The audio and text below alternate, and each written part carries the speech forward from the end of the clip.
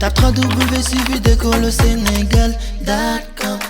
À école au Sénégal, c'est facile, tu n'as qu'à te connecter. Tape école au Sénégal, les leçons sont beaucoup plus détaillées. Production et productivité secondaire. Donc, la première question qu'on se pose, quels sont les producteurs secondaires?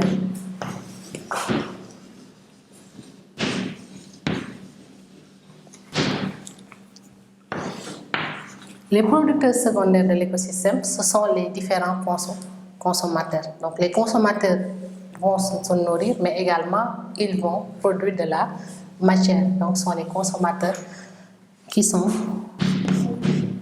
les producteurs.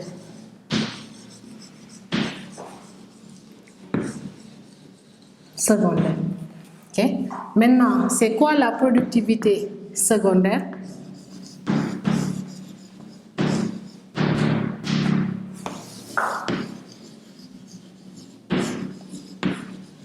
La productivité secondaire, c'est la masse de matière produite par les différents consommateurs de l'écosystème par unité de surface, mais également par unité, donc la masse de matière faite.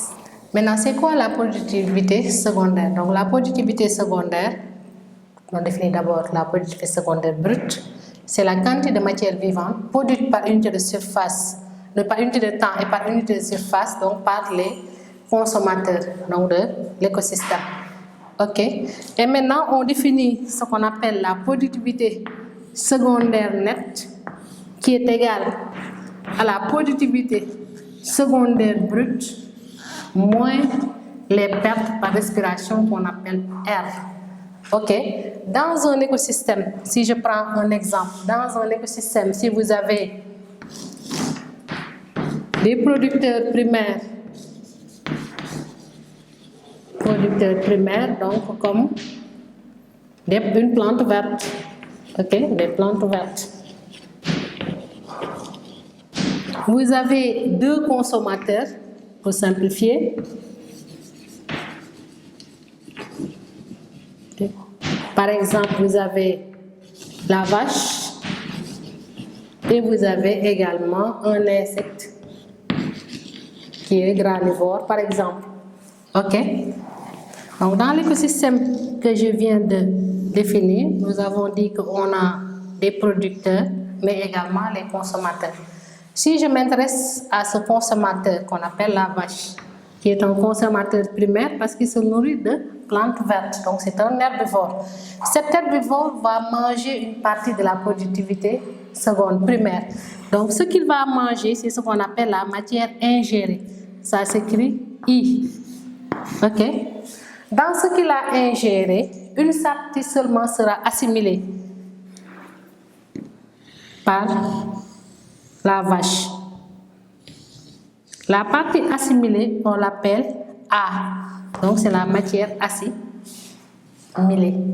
Maintenant, ce qui reste de ce qui n'est pas assimilé, c'est-à-dire ce qui va sortir dans les déchets, les excréments, c'est la matière qui sera non assimilée. Okay, qu'on appelle NA, non assimilé. Ok. Donc A correspond à sa productivité secondaire brute. Maintenant, après avoir assimilé une partie, il ne va pas tout utiliser pour produire de la matière. Une seule partie seulement sera utilisée pour produire de la matière et va constituer sa productivité secondaire nette. Ok. Et le reste maintenant sera perdu par respiration. Donc le reste sera perdu pour le fonctionnement de l'animal, et donc cette perte on l'appelle R. Ok. Donc c'est pour ça tout à l'heure j'ai dit la productivité secondaire nette qui est là, c'est la productivité secondaire brute qui correspond à ce que l'animal a réellement assimilé moins les pertes par respiration. Maintenant, nous allons voir les différents rendements énergétiques. Et on commence par, premièrement, le rendement d'assimilation.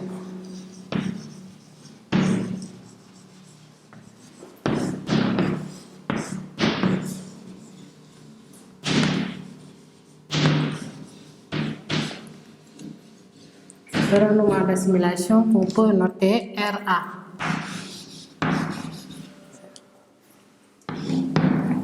Donc le rendement d'assimilation RA, c'est égal à A sur I multiplié par 100. Donc on multiplie par 100 pour avoir le résultat en pourcentage. A c'est quoi? C'est la masse de matière assimilée. Donc A égale à la masse de matière assimilée.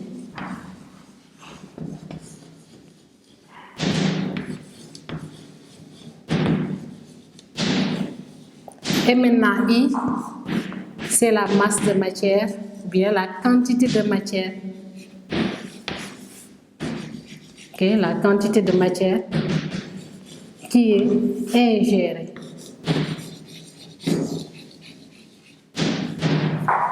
Comme je l'ai montré tout à l'heure, dans l'écosystème, si vous vous intéressez à un consommateur, on s'intéresse à I, ce que le consommateur qui est le producteur secondaire a ingéré. De ce qu'il a ingéré, on regarde ce qu'il a assimilé, le reste c'est ce qui est non assimilé, c'est les pertes, donc les excréments. Le reste maintenant va lui permettre de produire de la biomasse, c'est-à-dire ce que les autres consommateurs vont manger, si c'est la vache, le lait, la viande, et le reste maintenant va permettre à l'animal de se développer. Donc les activités qu'il va fournir, il va perdre de l'énergie. Et ces pertes d'énergie, c'est ça qu'on regroupe par R. Ok?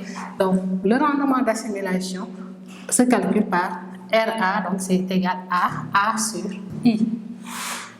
Ensuite, on va voir en petit 2 maintenant le rendement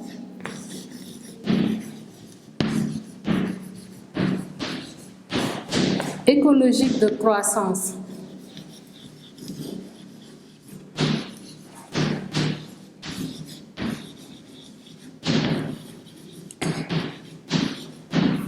Croissance qu'on peut appeler RC.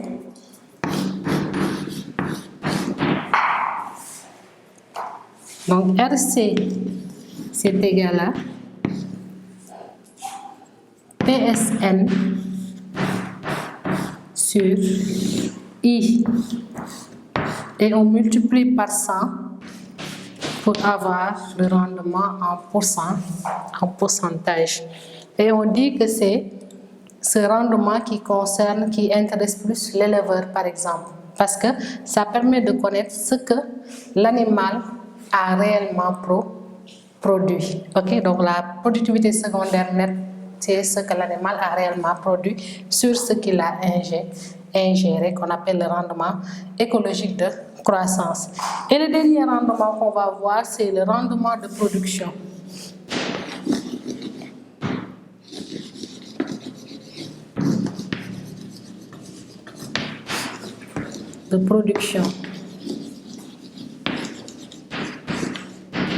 Qu'on peut écrire RP. Suivi d'école au Sénégal,